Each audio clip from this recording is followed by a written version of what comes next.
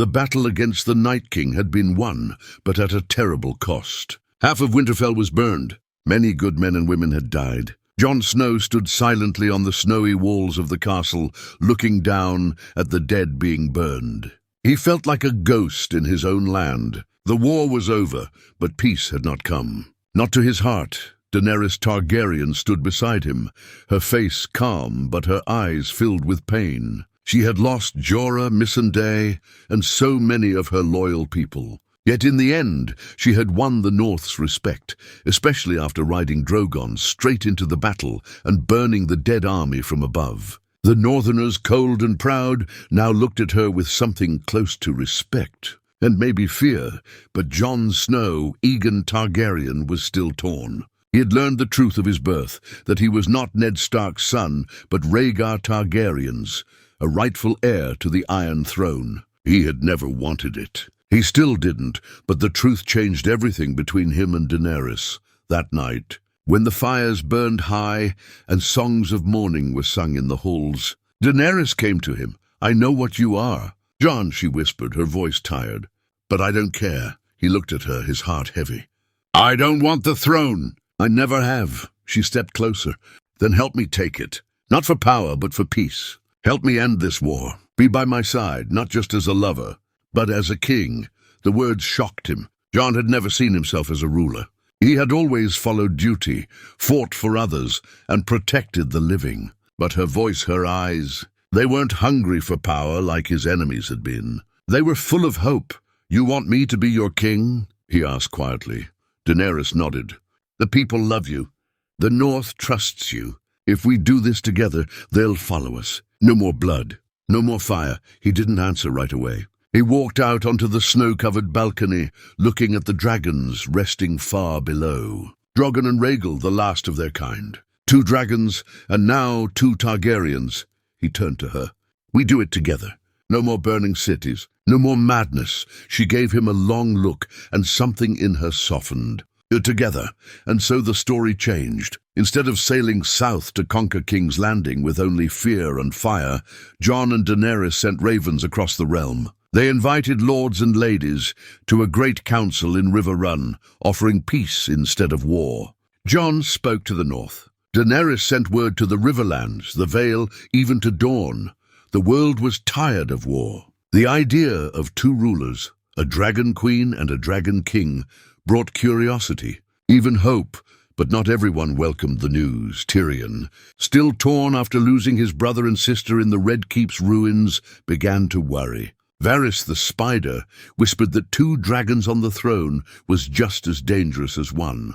Sansa Stark remained cold and distant. She did not trust Daenerys and feared Jon would lose himself in her fire. "She will burn everything if she feels threatened," Sansa warned him. "Don't forget what she did in King's Landing." "She won't," Jon said. "Not while I'm with her." But deep down, even he didn't know if that was true. Still, they moved forward, together. Daenerys crowned Jon as her equal, and they began calling him the Dragon King. The realm listened, watched, and waited. People whispered in inns and behind closed doors. Some saw a new golden age. Others saw 2 dragons ready to burn the world, and in the shadows, enemies stirred. From the ruins of the old capital to the seas beyond the east, and even within Daenerys' closest circle, peace had come. But peace never lasted long in Westeros. The North had bent the knee, but not without whispers. Lords who once called Jon Snow king in the North now called him the Dragon King, but many said it with tight lips and narrowed eyes. They feared what Daenerys might do if her temper ever rose again. Still, Jon walked among them like a Stark, and that comforted some, but not Sansa. She stood in the godswood, under the weirwood tree, waiting for him. "You should have stayed the king in the North," she said coldly when he arrived. "Now you wear her crown, her fire." "Her madness," Jon frowned. "There's no madness. She's trying to build peace." Sansa looked at him sharply. "So was your father, and it got him killed." Jon's chest tightened. The truth in her words cut deep. Ned Stark had done the right thing, and it had cost him everything. Was Jon walking the same path? Still, he said nothing more. He had made his choice. A few weeks later, Jon and Daenerys traveled south with a strong host, unsullied, Dothraki, northern bannermen, and even knights from the Vale. They marched not for war, but to rebuild the realm. What was left of King's Landing stood as a burnt shell of stone and ash. The Red Keep had collapsed. The people lived in fear and hunger. The Dragon Queen now arrived, not as a conqueror, but as a ruler, trying to heal the land she had scorched. Daenerys walked through the city with Jon by her side. She wore no crown, no armor, only a dark cloak and her silver hair in braids. The people watched in silence. Then an old woman spat near Daenerys' feet. "You burned my daughter," she said, her voice cracking with pain. Daenerys stopped. The Unsullied stepped forward, but Jon raised a hand. "No," Daenerys said quietly. She looked into the woman's eyes. "I am sorry for your loss. I cannot bring her back. But I will not run from what I've done." The woman stared for a long moment, then turned away with tears in her eyes. That night, Jon and Daenerys sat by a small fire outside the broken walls of the Red Keep. Rhaegal and Drogon slept far off, their wings tucked. The stars above were clear for the first time in weeks.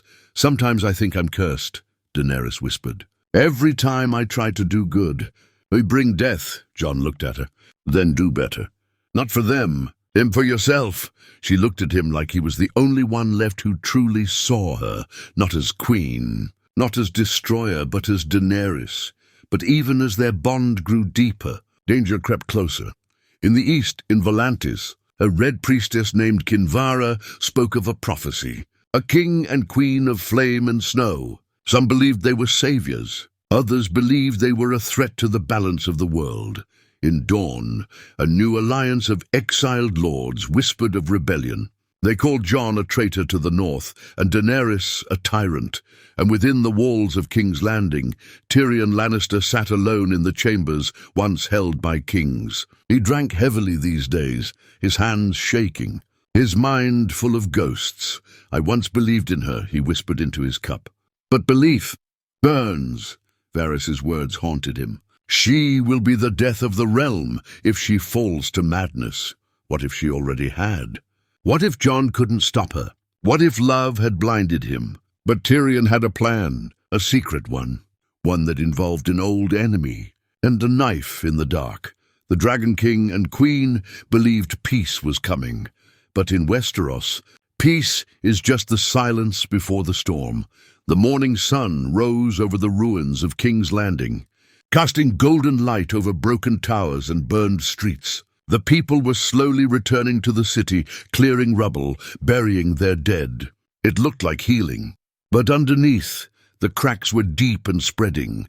Jon Snow had taken command of the city guard, trying to restore order without fear. He rode through the city each day, speaking to people, hearing their pain, offering justice where it was due. People began to nod when he passed, whispering, "He's one of us." Not like her, Daenerys noticed.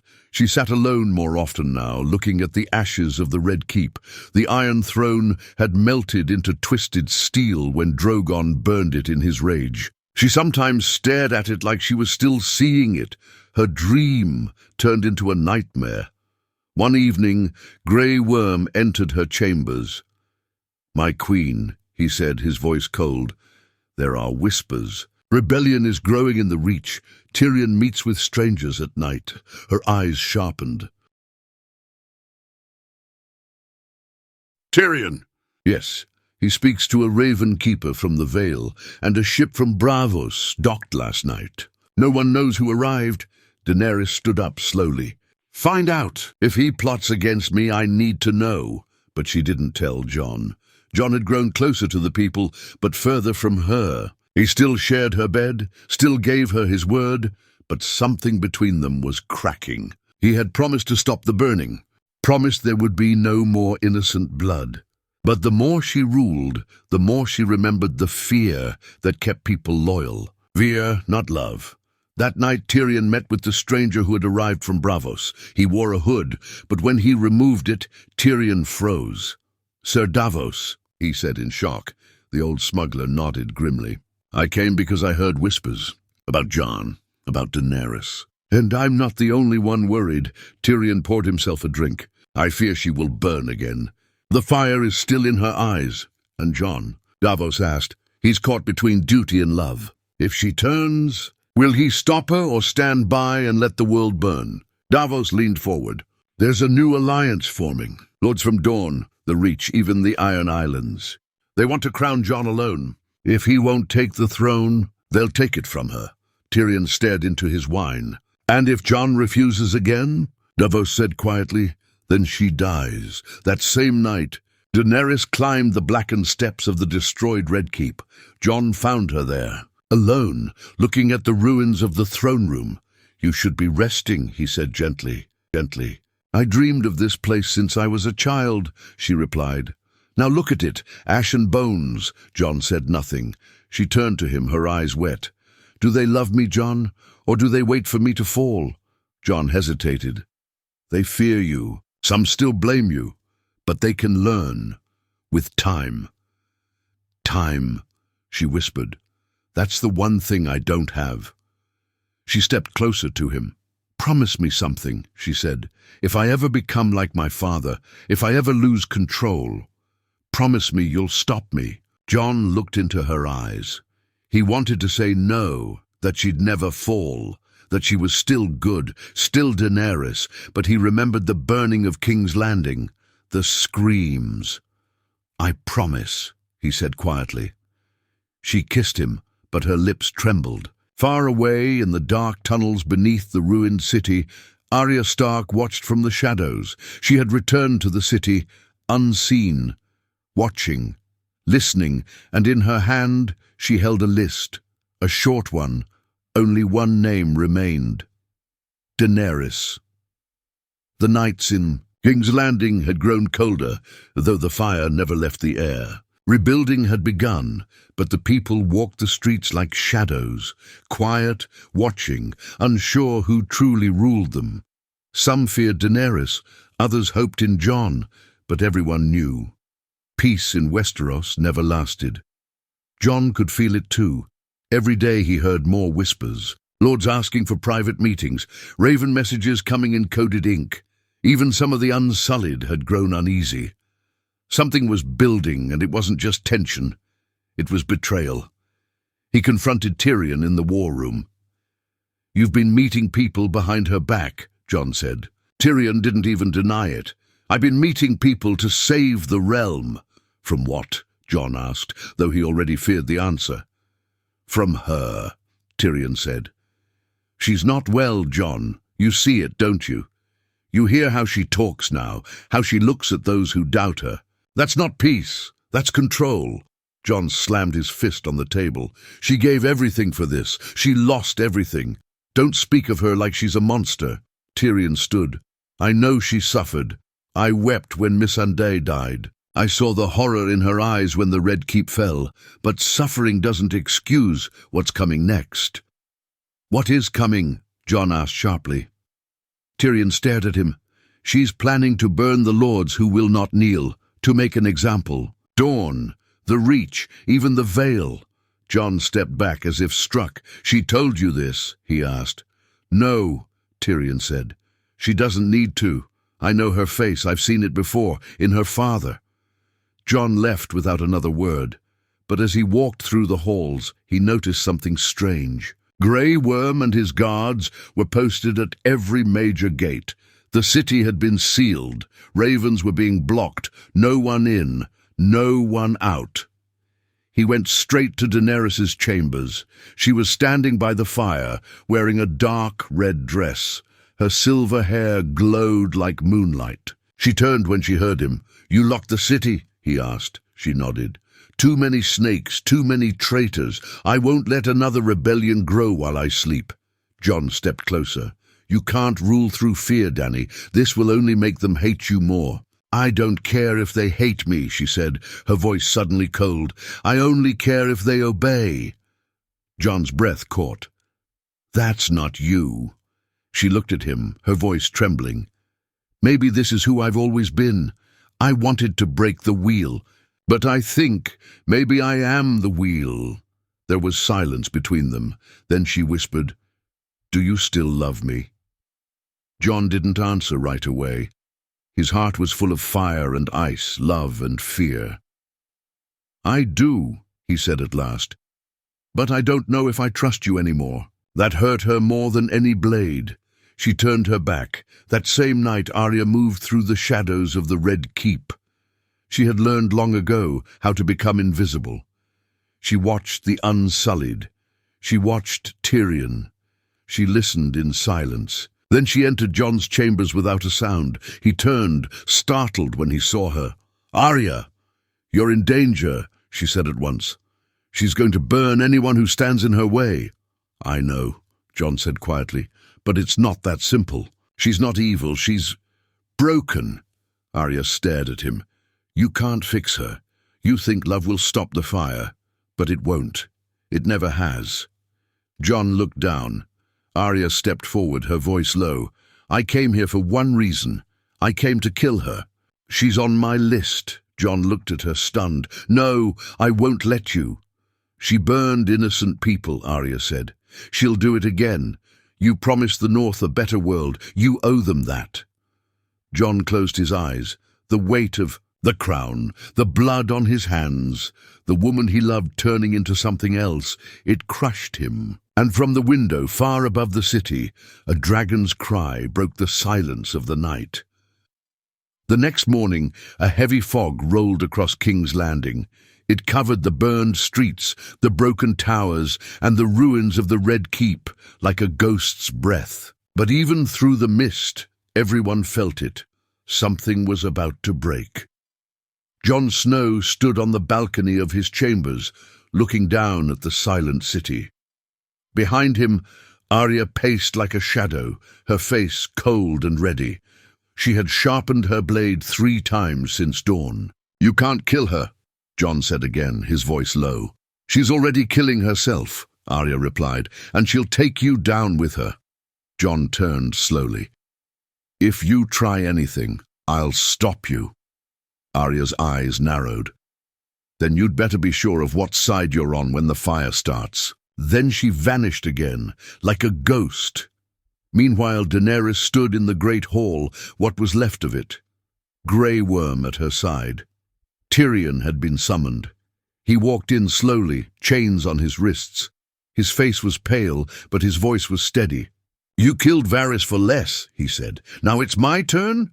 Daenerys stared down at him. "You freed Jaime. You helped my enemies. I should burn you." Tyrion looked her in the eye. "Go ahead. Burn me. Burn the whole city again. Burn anyone who dares to speak truth." "Enough," Grey Worm growled, but Daenerys raised her hand. "Leave us." Grey Worm hesitated but obeyed. Now it was just Daenerys and Tyrion. Fire crackling behind them. "You said you wanted to break the wheel," Tyrion said softly. "But you're not breaking anything. You've just climbed to the top of it." "I did what I had to do," Daenerys whispered. "No," Tyrion said. "You did what you wanted to do, and now you're alone. You think Jon is still by your side? He's slipping through your fingers." Daenerys' face froze. "He loves me." Tyrion took a deep breath. "And what happens when he doesn't love what you're becoming?" That question echoed in her mind long after Tyrion was dragged away. Far above the city, Drogon flew through the clouds, circling the Red Keep. His roar thundered across the sky, and somewhere in the alleys below, Arya stalked through the fog, with Needle hidden beneath her cloak. She was getting close. Jon stood in the courtyard now, pacing. His heart pounded in his chest. He remembered his father's quiet voice, his mother's last words, the war, the loss, the blood. Everything had led to this moment. Grey Worm marched past him with fire in his eyes. The execution of Tyrion was set for sunset. Daenerys had given the order, and then the fire began. A building exploded behind the market square. Flames rushed into the sky. People screamed. Another blast followed, then another. Fire and smoke began to rise across the city. Jon ran toward it. He found civilians fleeing, guards clashing with cloaked figures. It wasn't a riot, it was a message. Someone had lit the rebellion. Then he saw her, Arya, standing in front of the fire, blood on her hands. "I didn't start this," she shouted, "but it's happening, and it won't stop now." Jon grabbed her arm. "Where is she?" Arya looked at him hard. "She's in the old throne chamber. If you're going to stop this, it's now or never." Jon ran. The city burned behind him. The red keep rose before him, flames dancing against its blackened walls. He climbed the broken steps, past the ruins of the throne room, and found her, Daenerys, standing where the Iron Throne once was. Her back was to him. "Why?" he shouted. "Why are you letting it happen again?" She didn't turn. "I gave them peace. They chose fire. So I'll give them fire." Jon's voice cracked. "You said no more burning." "They want me to be a dragon," she said coldly. "So I'll be the last one they ever see." She turned. Her eyes were wet but wild, lost. Jon took a step forward. "This isn't you." "You said you'd stand beside me," she whispered. "Are you going to break your promise too?" Jon stood frozen, his sword heavy at his side, her footsteps light as she walked toward him. "I love you," she said, reaching for him. "I love you too," Jon whispered, and the fire roared outside as the world held its breath. Jon stood there, heart pounding in his chest, as Daenerys stepped closer. The world outside was burning again. Screams, explosions, and smoke filled the air. But inside this ruined throne room, there was only silence between them. She reached for his hand. "Together, Jon," she said softly. "We rule together or not at all." His fingers brushed hers. For a second, he wanted to believe her, wanted to fall back into that moment when they flew dragons, when they kissed in the snow. But that version of her was gone. Now her eyes burned with something darker. Her voice was softer, but her words were sharper. There was no hesitation in her. She was ready to burn every city that doubted her, to rule through fear, to become the dragon. "In full," Jon whispered. "What about the children in the Reach? The old men in Dawn? The families in the Vale? Will they burn too?" She looked at him, eyes glassy. "If they don't kneel." Yes, his breath caught. "You've already made up your mind. I've seen what mercy brings," she said bitterly. "Weakness, betrayal. Fire is the only language they understand." She stepped closer and laid her head on his chest. "But not you. I don't need fear with you. You're my heart, Jon, my fire. Stay with me, please." He wrapped his arms around her slowly. He kissed her forehead. His hand touched her cheek. She closed her eyes, breathing him in like he was the only real thing left in her world. "I'll always love you," Jon whispered, his voice shaking, and then his dagger slid gently into her heart. She gasped, her eyes wide. "No!" He held her tightly as her knees buckled. "I'm sorry," he whispered. "I had to." Daenerys collapsed in his arms, blood spilling across the cold stone floor. Her breath faded slowly, her eyes locked on his face, confused, broken, betrayed. And then she was gone. Jon knelt there, holding her lifeless body, silent tears running down his face. The woman he loved, the queen he crowned, the dragon he couldn't save. The room was quiet until the roar shook the skies. Drogon, the great beast, landed outside the throne room, smashing through the ruins, its wings shaking the earth. He crawled toward Daenerys' body and let out a scream of pure grief. Loud, heart-shattering, Jon backed away slowly. Drogon sniffed Daenerys, nudging her with his nose. She didn't move. And then something terrifying happened. Drogon looked at Jon, eyes blazing. A deep growl rumbled from his chest. Jon dropped his sword. He didn't run. "If you must kill me," he whispered, "do it." Drogon raised his head and roared, but instead of burning Jon, he turned toward the melted Iron Throne. With one mighty blast, Drogon breathed fire and fury upon it, melting what was left of the cursed seat of power into nothing but molten metal. Then, gently, Drogon picked up Daenerys' body in his claws. With one final cry, the dragon spread his wings and flew into the sky, carrying her away, into the clouds, vanishing beyond the mountains. And just like that, the last dragon was gone.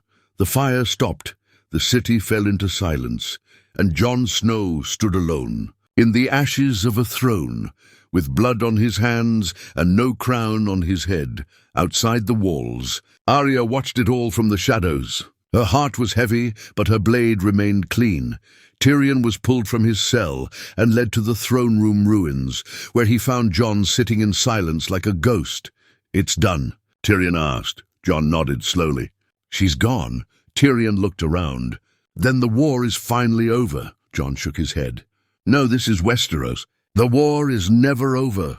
The next few days passed like a dream. A cold, silent, bitter dream. Jon Snow was locked in a stone cell deep under the ruined Red Keep. Not as a prisoner of war, but as a prisoner of peace. Grey Worm had found him kneeling in blood. Daenerys gone, the throne gone, and no dragon in sight. At first the Unsullied wanted to execute Jon on the spot. But Tyrion intervened. "We don't need more blood," he said. "We need decisions." So Jon lived, but without freedom. His sword was taken. His crown gone. Now he sat in silence, haunted by what he had done. The woman he loved, the queen he had betrayed, the world he had tried to save. By breaking his own heart, above, the city stirred. Lords and ladies had arrived from every corner of Westeros. From the Vale, the Riverlands, Dorne, the Reach. Even Yara Greyjoy had returned from the Iron Islands, fire still in her eyes. They gathered in the dragon pit just like before, this time not to choose a ruler, but to decide what to do with the man who killed the Dragon Queen. Tyrion stood before them. Still in chains, he looked tired, older, but when he spoke, his voice carried power. "We stand at the edge of another war," he said. "You all know it. The Unsullied demand justice. The North demands Jon's freedom. The realm demands a king or queen." Sansa spoke first. "My brother saved the world from fire. He stopped Daenerys from burning the realm again. If you kill him, you kill honor itself." Grey Worm stepped forward, anger flashing in his eyes. "She was our queen," he said coldly. "He stabbed her, no trial, no warning. Murder? The world would have burned again if he didn't," Tyrion said. "You saw it, Grey Worm, you felt it." "She was already gone," Yara Greyjoy snarled. "She gave us freedom. She fought the dead." "You speak of her like a villain." Brienne of Tarth stood now, her voice calm but steady. "Daenerys was brave and broken. Jon made an impossible choice. It was mercy, even if it cost him everything." The dragon pit grew quiet. Then Bran Stark, silent until now, spoke. "What Jon did cannot be changed," he said. "But what comes next is what matters." All eyes turned to him. Tyrion looked at Bran carefully. "Then let me ask the question," he said. "Who should sit on the throne? Not by blood, not by birth, but by choice. Who will unite the realm, not through fear but through wisdom?" Murmurs filled the air. Tyrion continued, "Let the lords and ladies choose a ruler. Let this be the last time a throne is taken by fire or blade." And slowly, the heads began to nod. Edmure Tully stood up, cleared his throat. He tried to speak, then was politely told to sit down by Sansa. It was then that Tyrion looked to Bran again. "You've seen more than any of us. You hold no hunger for power, no need for glory. You don't want to rule, and that's why you must." Bran didn't answer, until finally he said, "If the realm wants me, I will serve." And just like that, Bran the Broken was chosen, the first king elected by the people. The old way was dead, a new way had begun. But what of Jon? Grey Worm still demanded justice. "He cannot go free," he said. "The queen is dead. Someone must pay." Sansa stood tall. "Then send him to the wall, let him serve again. No crown, no title, just the black." The room was quiet again. Tyrion looked toward the horizon. "It's not what he deserves, but perhaps it's what he needs." And so it was done. Jon Snow, once the king in the north, once the Dragon King, was sentenced to return to the Night's Watch. No throne, no home, no love, only cold duty and silence. The wind was colder than Jon remembered, not just because winter was still alive in the north, but because this cold came from inside him now. The kind that doesn't touch skin, only the soul. He wore black again. No crown, no sword of his own, just the cloak of the Night's Watch, stitched and old. He rode alone through the gates of Castle Black, where a few sworn brothers still kept the watch alive.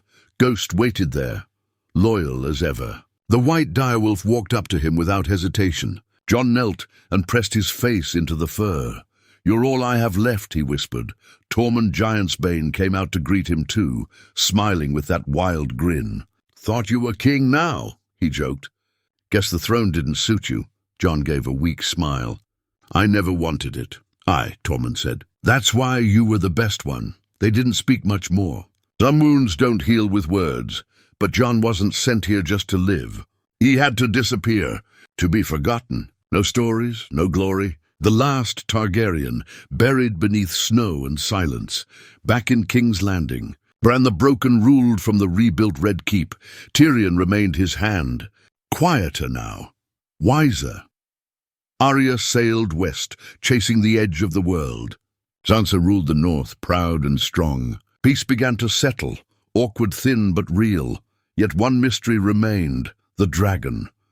Drogon was last seen flying east, carrying Daenerys' body in his claws. No one knew where he had gone. Some said he vanished into old Valyria. Others said he flew beyond the Shadowlands, to die alone. But no one truly knew, until Jon dreamed. He dreamed of fire, of wings, of ash that turned to snow. One morning he rose before the sun. Ghost at his side, Tormund waiting by the gates. Together with a few wildlings, they rode north, beyond the wall, past the haunted forest, past even the lands of the free folk. They didn't look back. Jon was no longer part of the world that crowned kings and burned cities. He was a ghost now, a watcher, a man who had lost everything and yet somehow still breathed. And then one night, he saw it, a shadow in the sky, a streak of fire across the stars, the cry of a dragon. He looked up, his breath caught in his throat. Drogon soared above the mountains, slower now, older maybe, but still powerful, still alive, the last of his kind. Jon stood there, eyes full of wonder and sorrow. For a second Drogon circled above him, and then he flew on. No war, no fire, no rider, just a dragon searching for the only heart it ever trusted. Jon didn't call out. He only whispered, "Fly far, and don't come back." He turned and walked on, into the snow, into the legend. Some say Jon Snow lived a long life beyond the wall, that he became a leader among the free folk. Not a king, but something quieter, something wiser. Others say he vanished one day, riding alone on a white wolf, chasing the last dragon into the dying light. But one thing all of Westeros remembered. He killed the queen he loved to save the world that cursed him, and in the end he became what he always feared. A hero,